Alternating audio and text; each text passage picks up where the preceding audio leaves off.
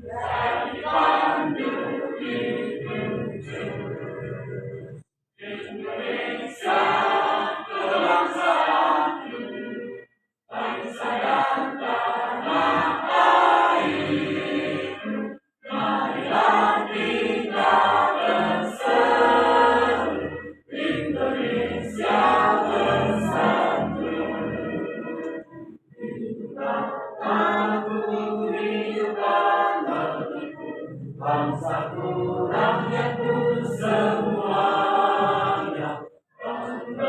jiwanya bangga padanya, untuk Indonesia Raya. Indonesia Raya, merdeka, merdeka, tanahku, negeriku yang kucinta.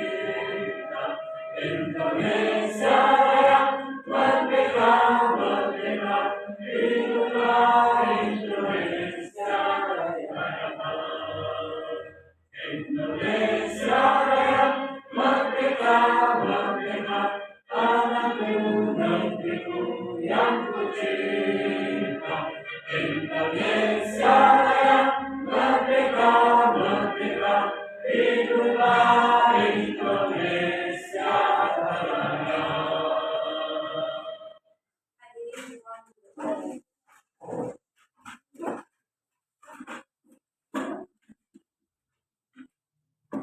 Acara selanjutnya, sambutan dari Bapak Kepala Sekolah. Kepada Bapak dipersilakan.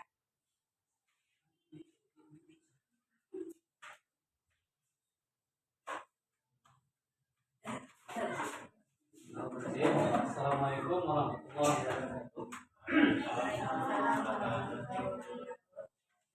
Alhamdulillahirrahmanirrahim. Wassalatu wassalamu ala asyrofil anbiya'i wal mursalin wa ala alihi wa sahbihi ajmain. La ilaha illallah wa la syarika lah wa asyhadu anna Muhammadan abduhu wa rasuluh sallallahu alaihi wasallam la nabiyya ba'da. Bapak-bapak dan ibu-ibu yang saya hormati, puji dan syukur kembali pada sore hari ini kita persembahkan kepada Allah Subhanahu wa taala atas segala limpahan rahmat dan karunia-Nya kepada kita, sehingga pada sore sore hari ini alhamdulillah kita sudah bisa berkumpul di ruangan kelas 6 ini mereka untuk melaksanakan kegiatan diseminasi modul 1-4. Jadi kita paham sini. Dan salawat dan salam juga disampaikan kepada Muhammad sallallahu alaihi wasallam. Allahumma shalli ala Muhammad wa ala ali Muhammad. Bapak Ibu yang saya hormati, hari ini adalah kegiatan diseminasi yang dilakukan oleh Pak Musli.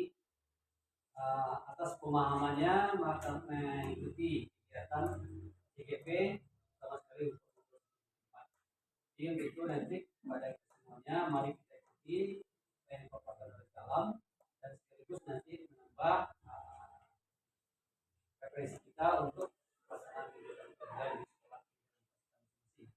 Kemudian pada semuanya juga diharapkan nanti berpartisipasi dalam kegiatan sama sekali nanti menyampaikan tanggapan dan pendapat atas kegiatan yang dilakukan oleh Pak Alam ini. Dan waktu yang kita sediakan untuk Pak Alam dalam rangka ini bisa kita manfaatkan sebagai paham dan menjadikan sebagai kegiatan yang bermanfaat bagi kita untuk kegiatan pembelajaran di dalam diskusi.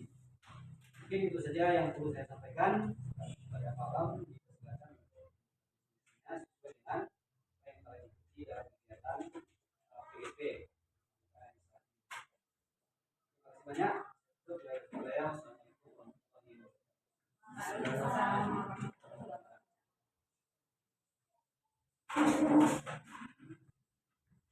Baiklah Bapak Ibu, masih lanjutkan pada acara inti kita, yaitu diseminasi modul 1-4 tentang budaya positif yang akan disampaikan oleh Bapak Alam Saini. Kepada Bapak dipersilakan.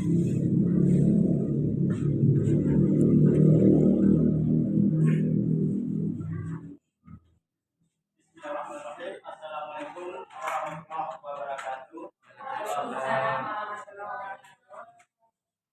Alhamdulillah. Puji serta syukur kita, mari sama-sama kita ucapkan kehadirat Allah Subhanahu wa taala. Alhamdulillah pada sore hari ini terima kasih kepada Bapak dan Ibu guru yang satu tempat dalam, dan terima kasih sekali kepada Bapak Kepala Sekolah yang telah memberikan kesempatan kepada saya dalam grup penggerak angkatan 9 Kabupaten Solok untuk memberikan kesempatan saya untuk mendefinisikan modul 4 TGP atau calon guru penggerak. Ini merupakan salah satu modul di dalam kegiatan calon guru penggerak yang mesti ada kegiatan aksi nyata penyebaran pemahaman tentang budaya positif yang bisa kita kembangkan di lingkungan sekolah kita. Hal ini mungkin akan dilaksanakan oleh setiap kita yang mengikuti kegiatan calon guru penggerak untuk angkatan-angkatan selanjutnya. Dengan harapan mudah-mudahan dari CGP yang telah ada di sekolah kita hari ini 2 orang, yaitu Pak Imadi dan saya, mudah-mudahan rekan-rekan yang lain juga menyusul, maka kegiatan yang hari ini kita lakukan mudah-mudahan bisa dijadikan sebagai rujukan untuk kegiatan diseminasi untuk kegiatan calon guru penggerak berikutnya. Jadi dalam hal ini nanti kita akan melihat tentang proses bagaimana kita membudayakan budaya positif di lingkungan sekolah yang setiap hari kita hadapi dengan anak-anak kita.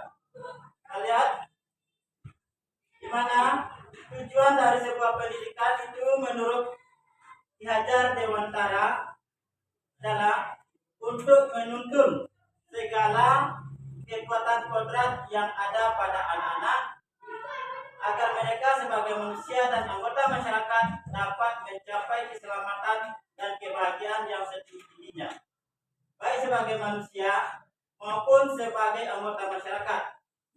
Oleh sebab itu, pendidikan itu hanya menuntun tumbuh atau hidupnya kekuatan kodrat yang ada pada anak-anak agar dapat memperbaiki lakunya. Bukan dasarnya hidup dan tumbuhnya kekuatan kodrat anak. Jadi kita sebagai seorang pendidik itu hanya menuntun, karena anak itu sudah memiliki kodrat di dalam dirinya. Jadi kita sebagai pendidik hanya menuntun bakat dan minat yang telah dimiliki oleh anak. Kemudian Ki Hajar Dewantara juga mengibaratkan pendidikan itu layaknya sebuah taman, di mana taman yang merupakan sistem tempat untuk bertumbuh kembangnya tanaman beserta buahnya, serta tukang kebun yang rutin merawat dan menikmati hasilnya. Hal yang ditekankan bahwa baik buruknya hasil tanaman, tugas dari tukang kebun hanya bisa memperbaiki atau memperindah jenis tanaman yang dihasilkannya. Jadi kita diibaratkan sebagai seorang tukang kebun yang akan menjaga, memelihara, dan merawat tanaman-tanaman yang ada di kebun yang kita naungi setiap hari. Jadi anak diibaratkan sebuah tanaman yang ada di lingkungan atau di kebun kita, karena mereka sudah memiliki bakat yang perlu kita bimbing dan perlu kita jaga dengan baik. Kemudian begitu pula dengan pendidikan bagi anak-anak.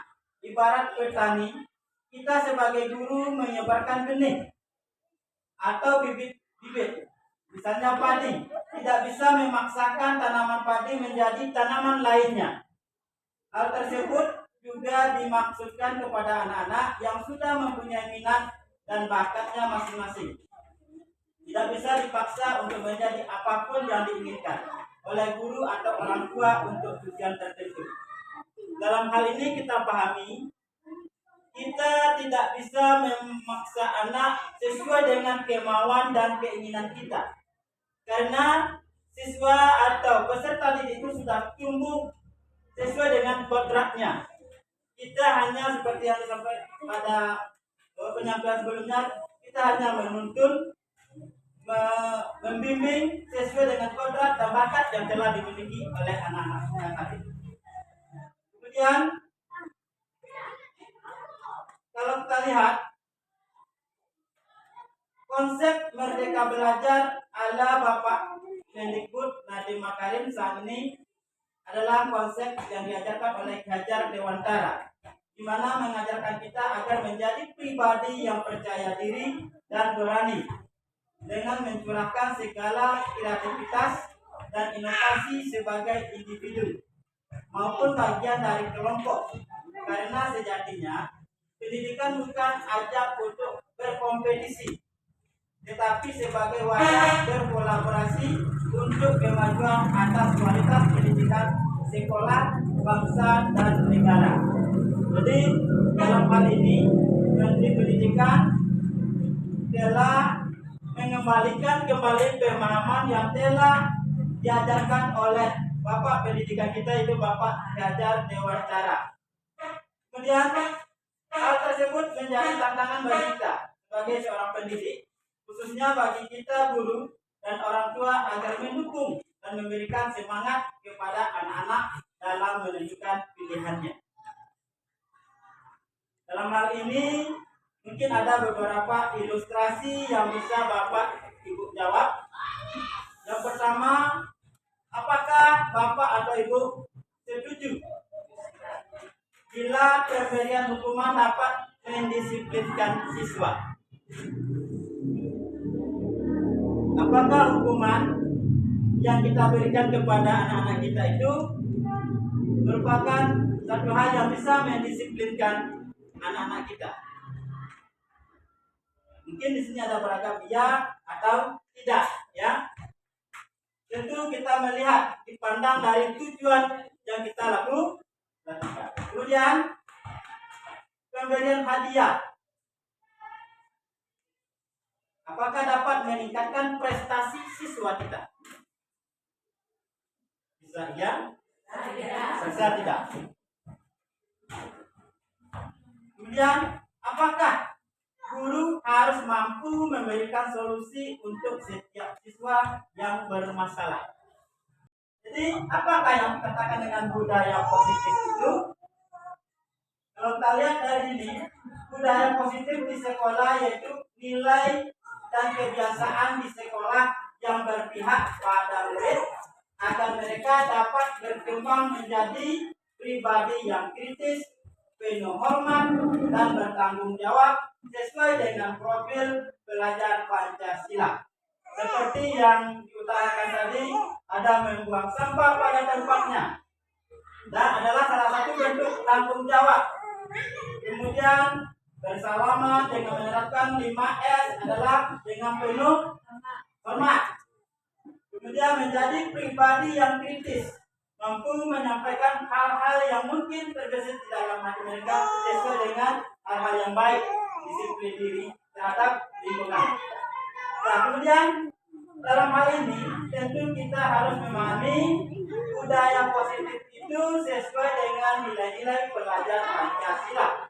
Yang pertama yaitu beriman dan bertakwa kepada Tuhan Yang Maha Esa dan berakhlak mulia. Kemudian mandiri. Sini tadi kita lihat budaya positif mandiri adalah membuang sampah pada tempatnya. Kemudian bernalar kritis. Kemudian kreatif, bergotong royong, dan berkebinekaan global. Nah, jadi kita bisa melihat budaya positif yang sudah mulai tampak di sekolah kita dan perlu kita pertahankan. Dan kemudian ada 7 konsep utama budaya positif itu. Yang pertama adalah perubahan paradigma belajar. Kemudian ada disiplin positif, kebutuhan dasar manusia, motivasi perilaku manusia, restitusi, posisi kontrol seorang guru. Kemudian ada keyakinan kelas dan segitiga restitusi. Nah, kita lihat satu persatu itu perubahan paradigma belajar. Perubahan paradigma belajar.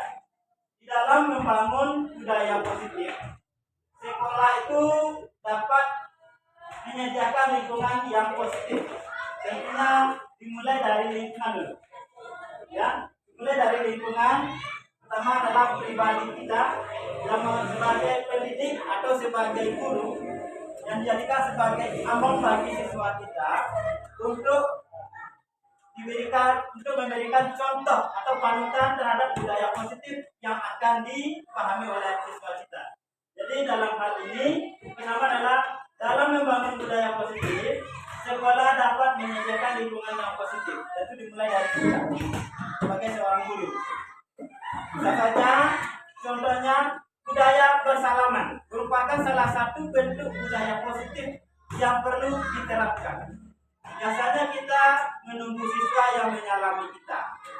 Nah, seperti yang dikatakan Bu Esi kemarin, masa Pak Alamnya langsung menyalami anak. Itu adalah salah satu bentuk budaya yang bisa kita contohkan kepada siswa kita.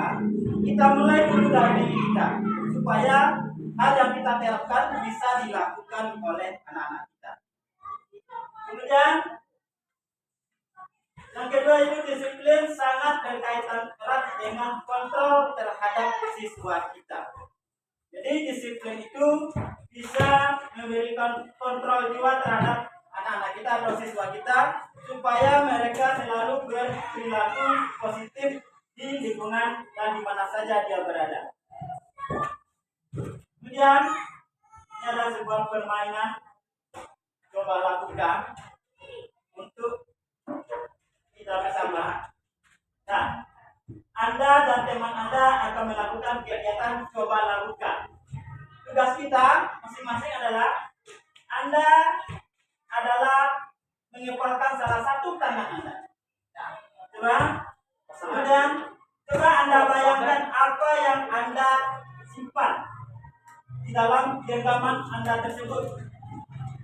Dalam kepala tangan Anda perlu menjaga benda tersebut sekuat tenaga dan karena begitu pentingnya untuk kehidupan Anda. Apapun rayuan, bujukan yang ditawarkan oleh teman atau saudara pasti Anda akan mempertahankan karena hal itu adalah salah satu yang sangat penting di dalam hidup Anda. Kemudian tugas rekan Anda adalah mencoba untuk merayu, membujuk supaya kepala itu bisa dilepaskan. Kemudian teman Anda boleh berbicara dengan kata-kata yang manis, merayu. tetapi dengan kekuatan yang kita miliki pasti kita akan tetap mempertahankannya. Itu adalah salah satu bentuk kekuatan yang perlu kita pertahankan untuk membudayakan budaya positif di lingkungan kita. Salah satu bentuk ilustrasi dari kegiatan budaya positif yang bisa kita terapkan. Apapun perintangan, halangan yang akan bisa mengacaukan satu budaya positif yang ada di lingkungan kita, tetap kita terapkan. Lanjut, ada ilustrasi kontrol dari Dr. William Glasser mengatakan, guru mengontrol murid, sebetulnya kita tidak bisa mengontrol murid jika ia tidak mau. Jadi harus ada dorongan sendiri dari diri murid. Jadi bagaimanapun cara kita untuk memperlakukan siswa sesuai dengan keinginan kita, maka karena dorongan dari dalam dirinya tidak ada, seperti yang disampaikan tadi, bahwa murid itu memiliki potensi yang terkandung di dalam dirinya. Kemudian penguatan positif efektif dan bermanfaat, semisal gurukan dan nasihat-nasihat jika terlalu dalam, murid bisa ketergantungan dan tidak mandiri dalam mengontrol dirinya. Maka dia akan selalu berharap ada orang yang memberikan bimbingan sehingga dia merasa selalu dikontrol oleh orang lain. Kemudian kritikan dapat membuat orang merasa bersalah, dapat menguatkan karakter. Kalaupun kita harus mengeluarkan kritikan, maka kritiklah secukupnya, dan kritikan tersebut harus membangun, bukan malah membuat murid tidak percaya diri. Kemudian orang dewasa memiliki hak untuk memaksa, menentukan pilihan adalah hak masing-masing manusia. Itu adalah ilustrasi yang disampaikan oleh Dr. William Glasser. Dan yang kedua adalah disiplin positif. Disiplin positif berasal dari bahasa Latin yaitu disiplina, yang artinya belajar.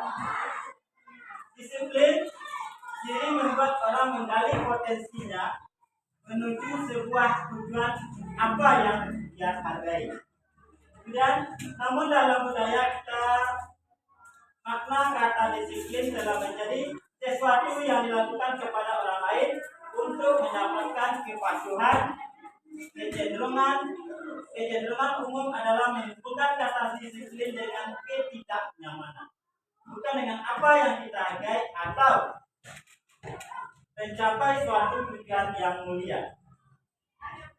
Kemudian disiplin adalah kemampuan meminta diri dalam mengontrol dan menguasai diri untuk memilih tindakan yang mengacu pada nilai-nilai yang kita hargai dengan penuh tanggung jawab tanpa diperintah oleh orang lain. Jadi disiplin itu adalah hal yang diterapkan di dalam diri kita tanpa adanya permintaan atau paksaan dari luar. Kemudian nilai-nilai yang kita hargai adalah nilai-nilai kebajikan atau sifat positif manusia yang merupakan tujuan mulia yang ingin dicapai oleh setiap individu, yaitu nilai-nilai dalam profil pelajar Pancasila. Dan ini ada beberapa nilai-nilai kewajiban universal itu terwujud pada P3 itu pelajar profil pelajar Pancasila. Yang pertama adalah beriman dan bertakwa kepada Tuhan Yang Maha Esa. Kemudian mandiri, bernalar kritis, kreatif, bergotong royong, dan berkebinekaan global.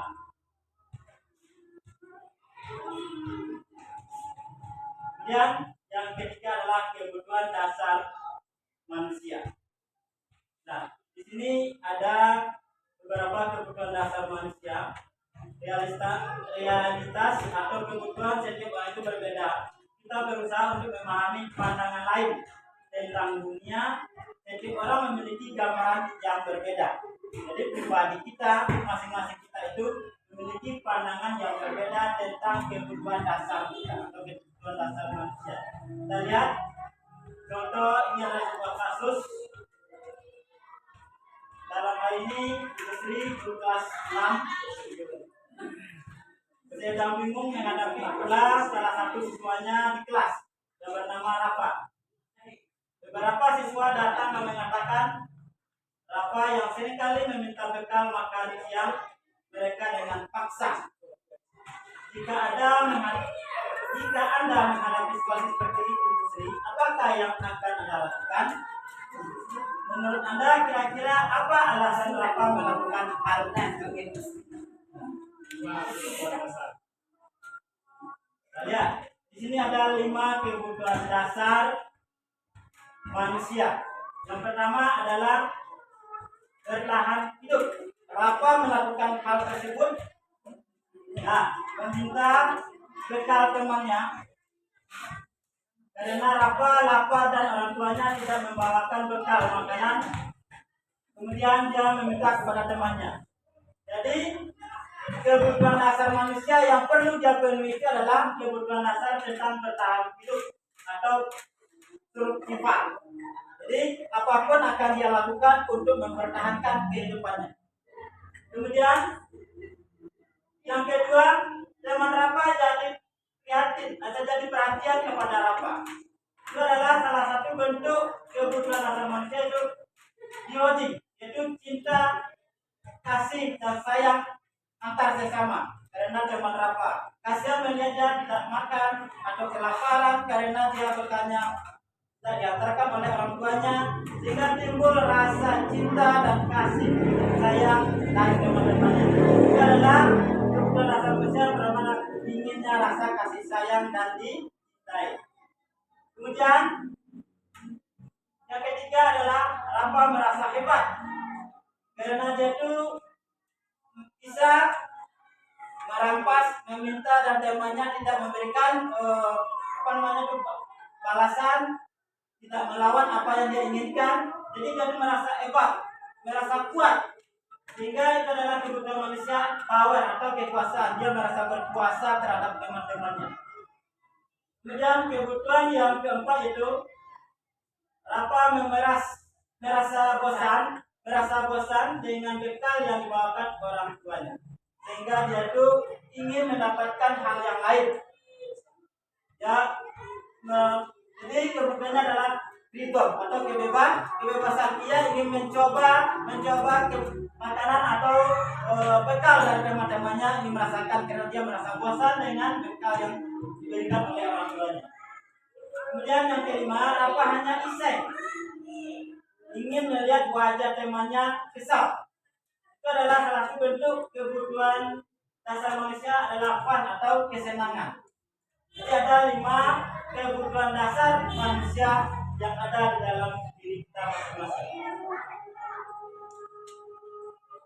Yang keempat itu motivasi perilaku manusia.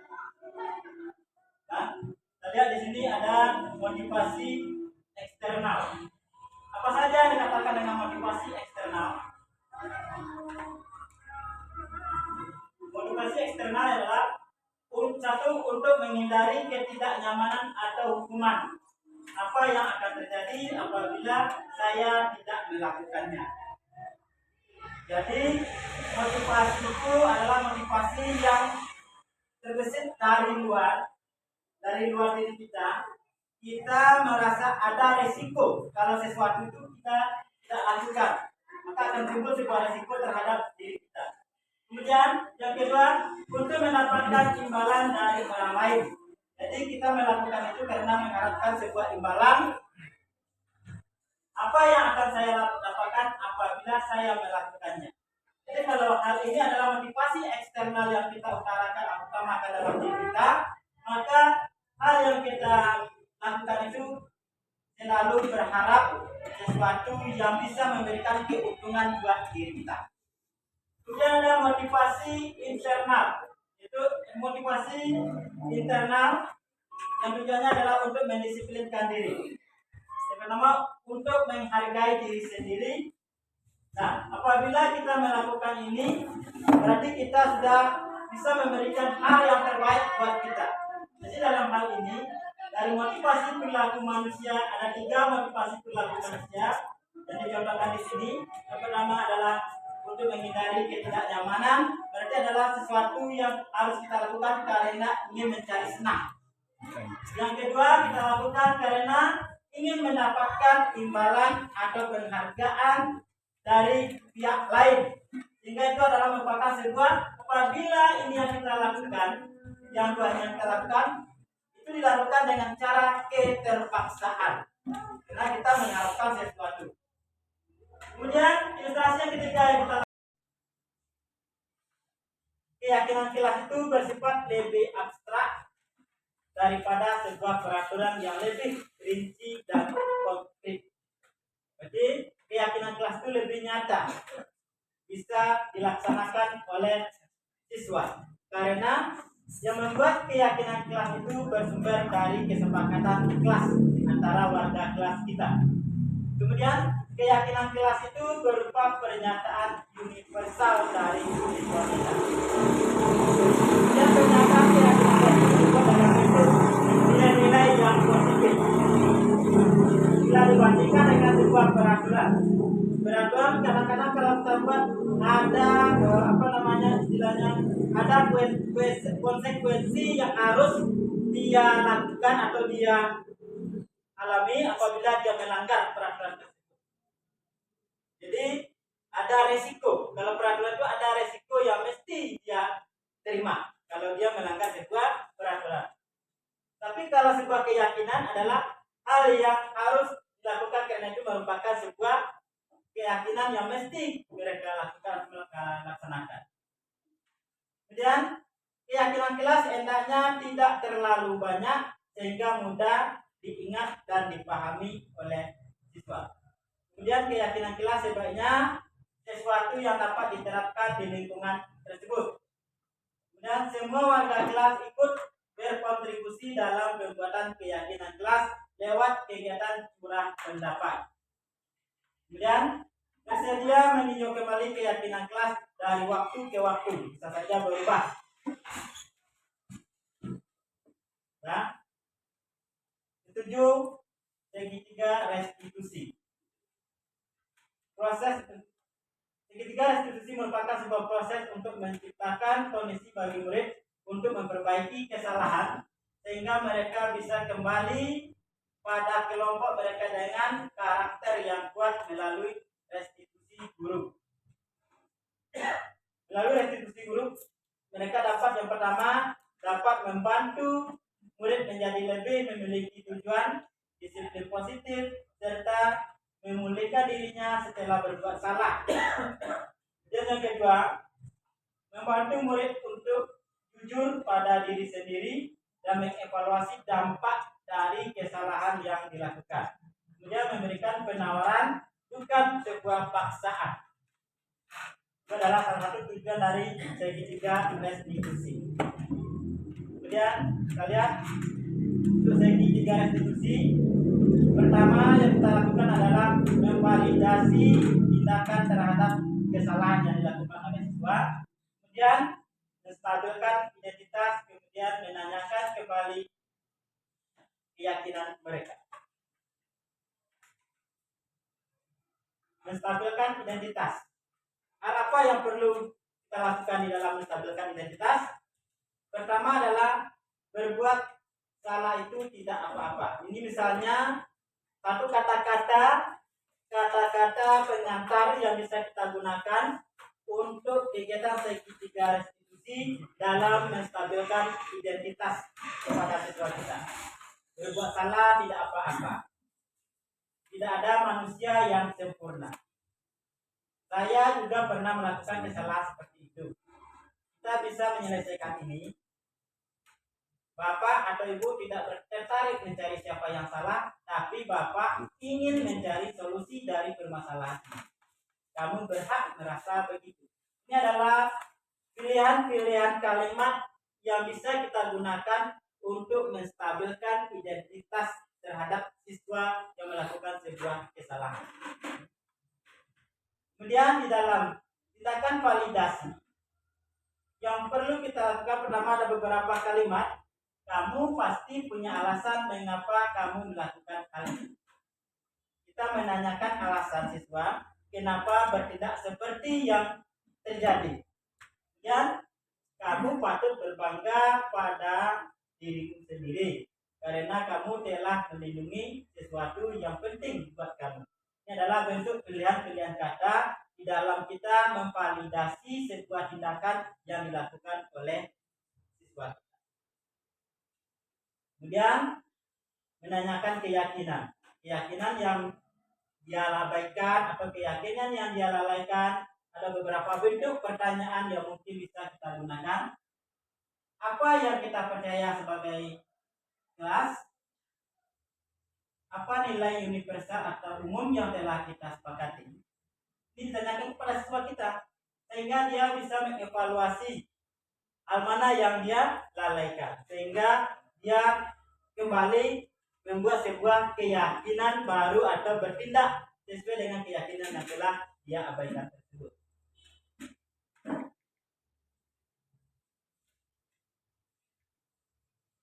Ini adalah sebuah video saya melakukan kemarin dengan siswa.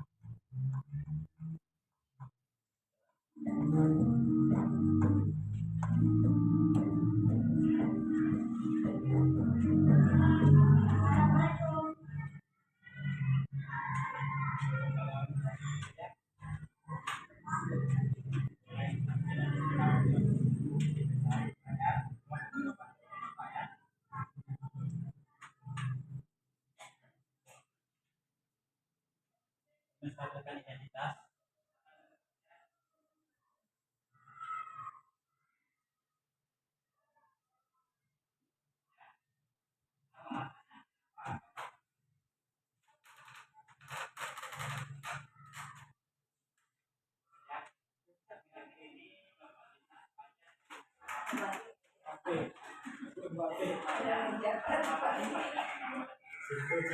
Itu pakai.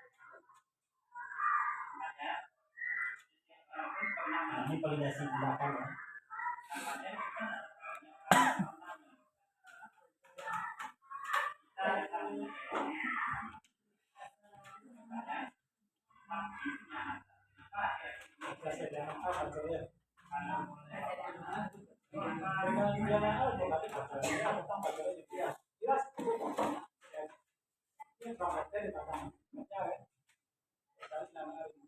Wajar Mbappe.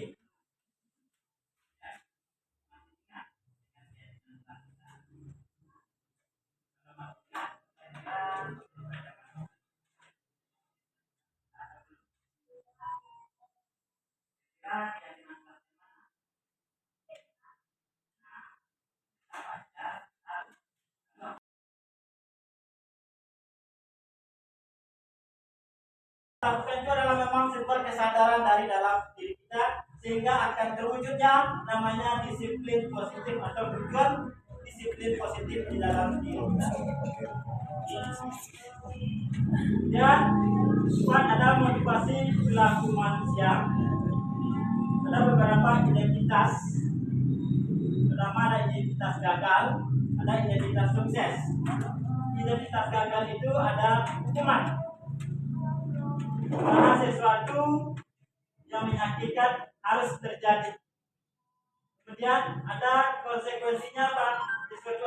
Sesuatu itu harus terjadi. Kemudian ada restitusi atau penyelesaiannya merupakan sebuah pilihan dari kegiatan yang kita lakukan. Dan ini adalah motivasi perilaku manusia yang berefek positif dan negatif terhadap diri kita.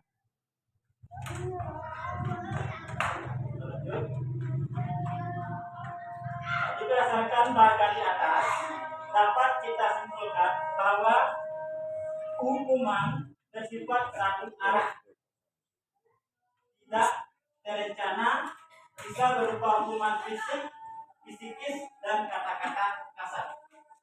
Kemudian yang kedua ada konsekuensi bersifat terencana dan sudah disepakati dan berbentuk konsekuensi dibuat oleh terdahulu.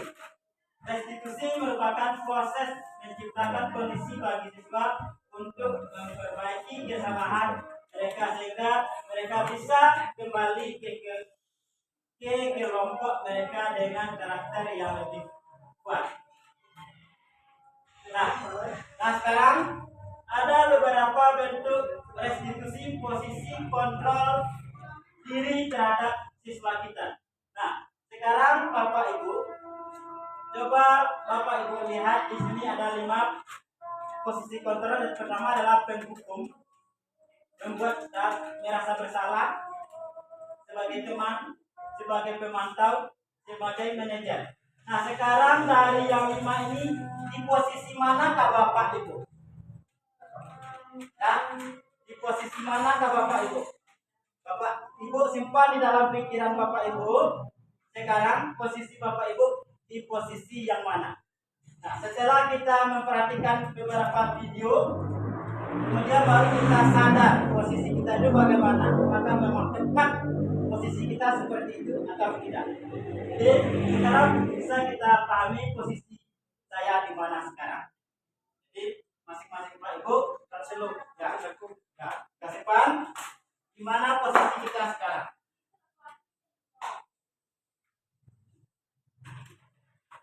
Kita lihat ada video pertama posisi sebagai penghukum. Yang posisi sebagai penghukum itu seperti apa?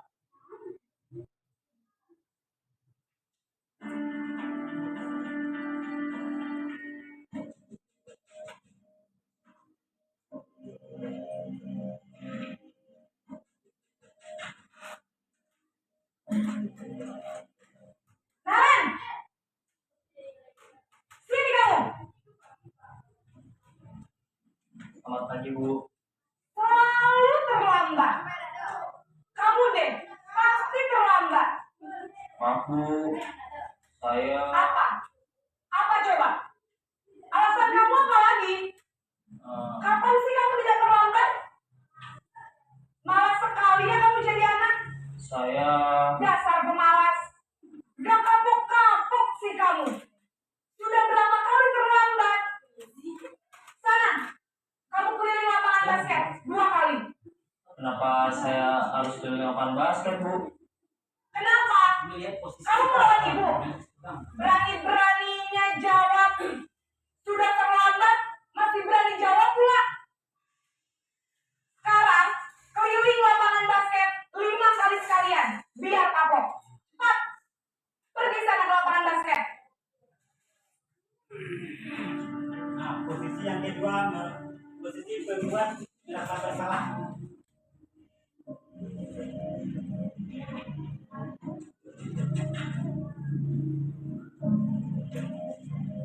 Naren,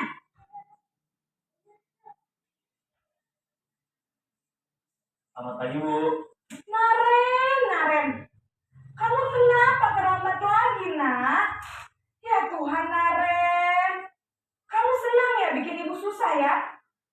Kalau kamu terlambat lagi, nanti ibu yang ditegur bapak kepala sekolah, nak. Disangka ibu tidak bisa membina kamu. Duh, gimana ini? Maaf, Bu. Duh, Gusti Naren. Kamu suka ya kalau ibu ditegur bapak kepala sekolah? Terus, sekarang ibu harus tulis apa yang di buku absen? Ini kamu sudah sering terlambat loh. Ibu harus apa coba? Maaf, Bu. Maaf sekali.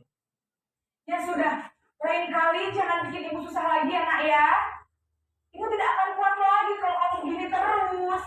Bisa jantungan kalau ibu ditegur bapak kepala sekolah. Sana cepat kelas. Maaf ya, Bu. Maaf sekali. Posisi pembuat rasa bersalah berbicara dengan nada tenang.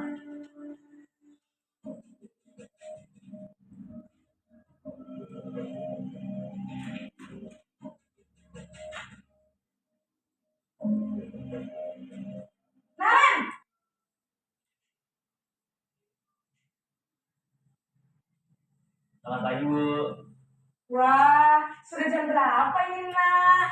Terlambat lagi ya, sayang.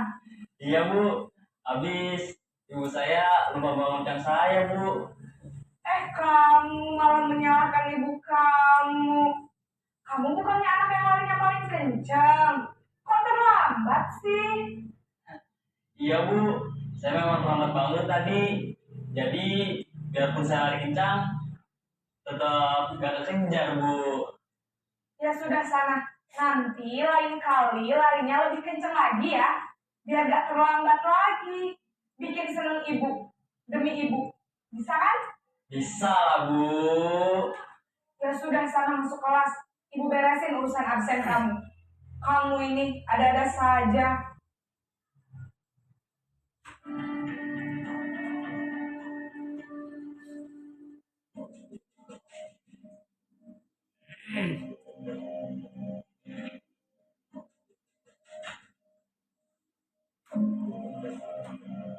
Naren!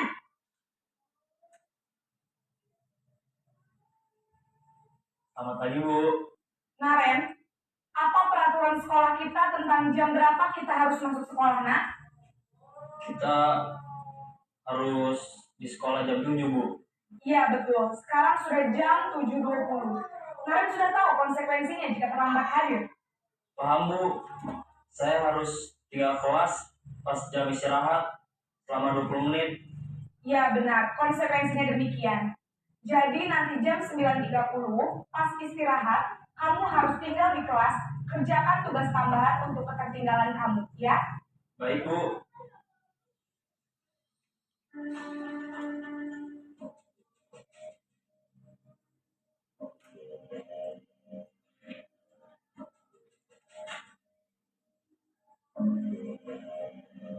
Naren!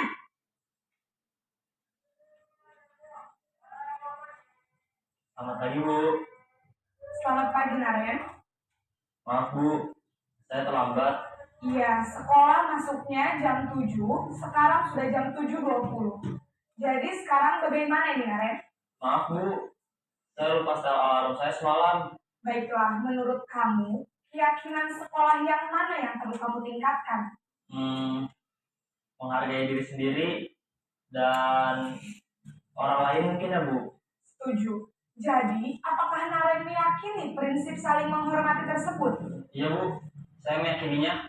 Apakah Naren bersedia memperbaiki masalah keterlambatan ini? Bersedia Bu. Bagaimana kamu akan perbaiki masalah keterlambatan ini? Saya akan coba untuk tidak lupa menyetel alarm saya Bu. Baik, kalau Naren lupa menyetel alarm di rumah, ada orang yang kira-kira bisa bantu mengingatkan tidak? Ada Bu, kakak saya, Kak Ema. Ada lagi selain Kak Emma? Selain Kak Ema, ada ibu saya. Baik, jadi yang mengingatkan Naren adalah Kak Emma dan ibu kamu ya? Kira-kira akan mulai setel alarm kapan nih, Naren? Setelah pulang sekolah, akan segera saya lakukan. Baik, jadi Naren akan setel alarm untuk bangun besok pagi dan akan diingatkan oleh kakak dan ibunda Naren ya. Ada lagi yang mungkin perlu dilakukan, Naren? Agar tidak terlambat bangun lagi. Tidak ada Bu. Baik, Naren. Terima kasih untuk kerjasama kamu. Sekarang kamu perlu kembali ke kelas untuk belajar. Baik Bu, terima kasih. Nah, dari 5 ilustrasi video yang telah kita tonton secara bersama, sekarang Bapak Ibu sudah bisa memahami gimana posisi kontrol di dalam diri kita menghadapi sesuatu. Di posisi mana kita? Yang pertama tadi posisinya sebagai penghukum. Biasanya sebagai penghukum itu bagaimana? Kata-katanya kasar, agak tegas, agak keras dengan nada yang keras. Ini membuat anak frustasi akibatnya. Sehingga anak itu menjadi takut. Dia itu mau melakukan karena takut. Ya, karena suatu paksaan yang datang dari luar, bukan dari kesadaran diri sendiri. Kemudian yang kedua tadi, rasa bersalah. Biasanya kita pernah nggak melakukan itu? Membuat sesuatu merasa bersalah. Pernah. Jadi dalam salah satu bentuk posisi kontrol yang ada di dalam diri kita. Kemudian yang ketiga, posisi kontrol apa? Sebagai teman. Sebagai teman. Biasanya kalau sebagai teman bahasanya sudah agak mulai bisa bersahabat dengan anak. Sudah mulai agak terasa kedekatan dengan siswa kita. Bahasanya sudah mulai agak lembut dari bahasa posisi kontrol yang kedua. Kemudian yang ketiga, yang keempat sebagai monitoring, sebagai pemantau. Jadi memantau. Dan terakhir manajer. Nah, posisi mana yang tepat yang bisa kita terapkan? Apakah posisi kontrol yang selama ini yang kita terapkan terhadap siswa kita, atau posisi mana yang tepat yang kita pilih untuk membudayakan budaya positif di lingkungan kita?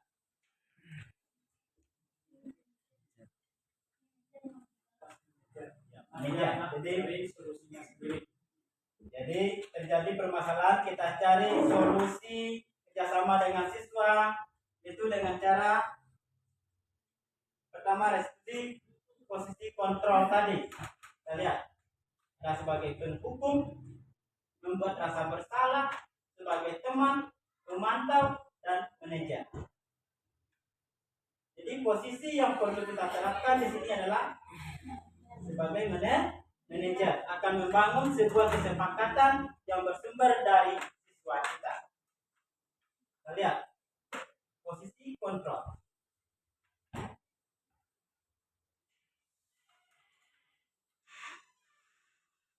Biasanya posisi kontrol itu dikaitkan sekali dengan keyakinan kelas yang telah kita sepakati dengan siswa kita. Mengapa keyakinan kelas, bukan peraturan kelas?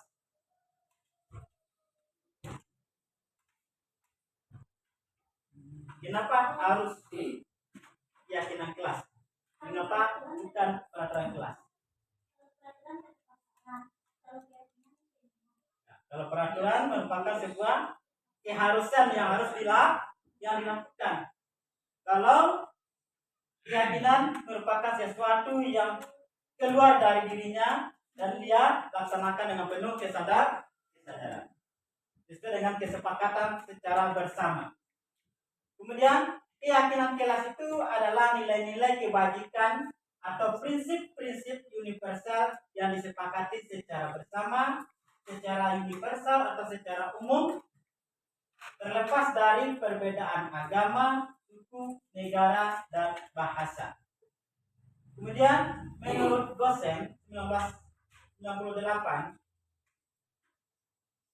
suatu keyakinan akan lebih memotivasi seseorang dari dalam dirinya atau faktor intrinsik. Seseorang akan lebih bersemangat menjalankan keyakinan daripada hanya mengikuti sebuah peraturan. Karena keyakinan itu adalah timbul dari dalam diri mereka sendiri. Kalau peraturan adalah sesuatu keputusan yang harus dilaksanakan. Kemudian ada beberapa langkah-langkah di dalam pembuatan keyakinan kelas. Yang pertama, dalam proses pembentukan keyakinan kelas perlu mewujudkan yang namanya budaya positif. Pertama, tanyakan pendapat tentang masalah dan harapan kelas kepada siswa kita. Apa yang dia inginkan di dalam kelas tersebut. Kemudian kita eksplorasi ide dari murid kita tersebut untuk mencapai kelas impian yang mereka inginkan. Kemudian ambil sebuah kesimpulan dari ide-ide murid tersebut. Kemudian ubah ide menjadi sebuah keyakinan kelas. Kemudian baru kita jadikan sebuah keyakinan kelas yang bisa diterapkan secara bersama. Kemudian dalam membuat sebuah keyakinan kelas, pertama itu berdasar dari peraturan kelas. Hal apa apa saja yang akan kita runut menjadi sebuah peraturan yang ada di kelas kita. Dari peraturan ini akan kita kerucutkan dan maka menjadi sebuah keyakinan. Kemudian sehingga dari keyakinan ini akan melahirkan sebuah lingkungan yang positif di tengah-tengah siswa kita, sehingga akan tercipta budaya positif. Budaya ini adalah sesuatu yang mesti dan selalu bisa terlaksana atau terlihat di dalam kehidupan sehari-hari bagi siswa kita. Jadi bersumber dari peraturan-peraturan yang baik, yang bernilai positif, kemudian dijadikan dia menjadi sebuah keyakinan yang mesti diikuti, yang mesti dilaksanakan oleh warga kelas. Kemudian sehingga terciptalah lingkungan yang positif di lingkungan kelas tersebut. Setelah terciptanya lingkungan yang positif, maka akan membudayalah lingkungan yang positif tadi menjadi sebuah kebiasaan baik bagi siswa-siswa kita.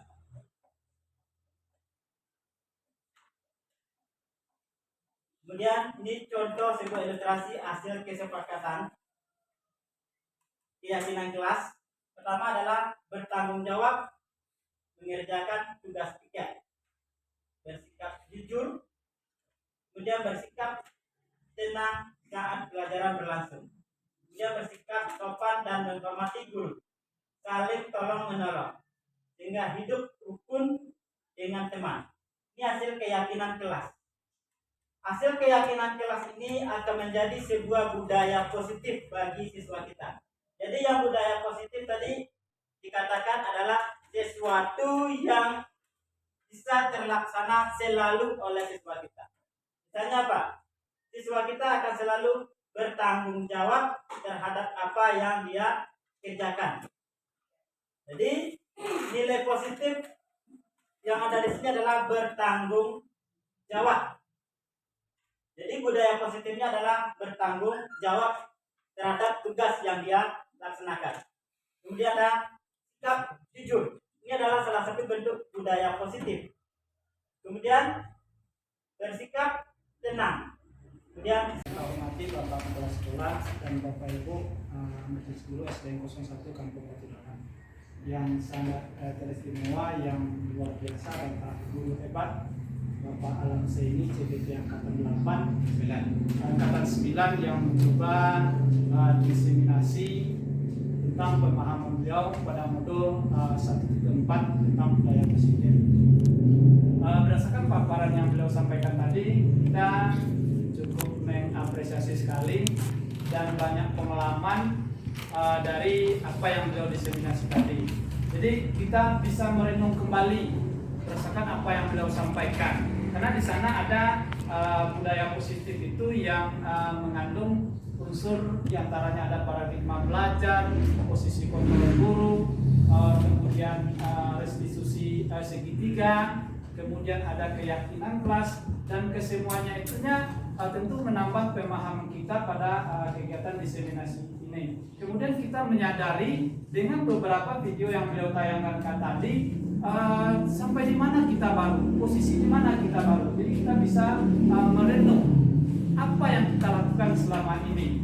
Jadi berdasarkan diseminasi yang disampaikan oleh Bapak Alam Seini, bahwasannya hari ini kita mendapat pembelajaran yang sangat luar biasa, yang nyatanya yang kita lakukan selama ini menurut kita benar, tetapi belum tentu benar. Salah satu yang sangat tertarik tadi kita lihat di sana adalah posisi kontrol guru. Apa yang kita lakukan selama ini berarti adalah dosa-dosa yang telah kita tanamkan kepada peserta didik kita. Mungkin anak kita membuat merasa tidak percaya diri, dia mungkin ada merasa dendam kepada kita karena apa-apa yang telah lakukan selama ini mungkin pada diri saya dan pada diri kita semua di sini telah salah kita menjalankan selama ini.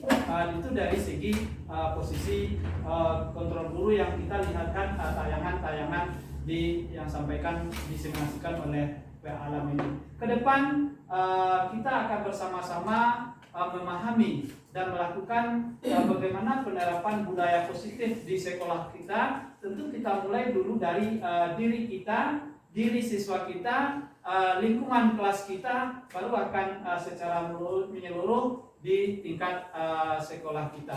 Begitu juga dalam penyelesaian masalah yang kita lihat yang diseminasikan oleh Pak Alam tadi, berarti yang lebih pas kita selama ini dalam mencarikan solusi buat anak-anak kita dalam semua permasalahan itu, nyatanya juga kita telah salah berdasarkan diseminasi tadi. Selama ini kita ada anak yang bermasalah, kita lalu memvonisnya saja, kamu harus begini. Nyatanya tadi tidak, berarti berdasarkan diseminasi yang disampaikan Pak Alam, kita harus mengajak siswa untuk mencarikan solusi. Bukan kita mencarikan solusi, tapi anak tadi mencari solusi terhadap permasalahan yang mereka hadapi. Untuk itu terima kasih Pak Alam, walaupun Pak Alam yang dalam proses pendidikan guru penggerak ini, tetapi kami merasa guru-guru di SDN 01 Kampung Batu Dalam ini terasa terimbas terhadap apa yang Bapak Alam dapatkan. Dan kita berharap, kami juga berharap Pak Alam supaya kami bisa menjadi guru-guru penggerak di angkatan berikutnya. Barangkali itu saja refleksi dari kami. Kami sudahi dengan billahi taufiq wal hidayah. Assalamualaikum warahmatullahi wabarakatuh.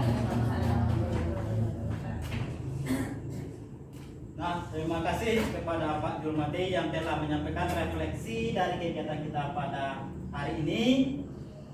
Saya berharap mudah-mudahan di antara kita semua ini bisa lulus di dalam CGP angkatan berikutnya, sehingga kita dapat secara bersama-sama membuat sebuah lingkungan yang berbudaya positif di sekolah kita ini.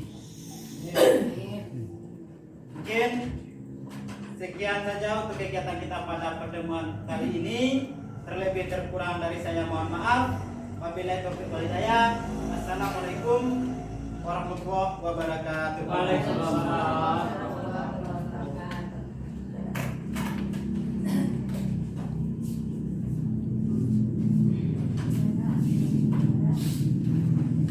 Demikianlah acara diseminasi budaya positif dari Pak Alam.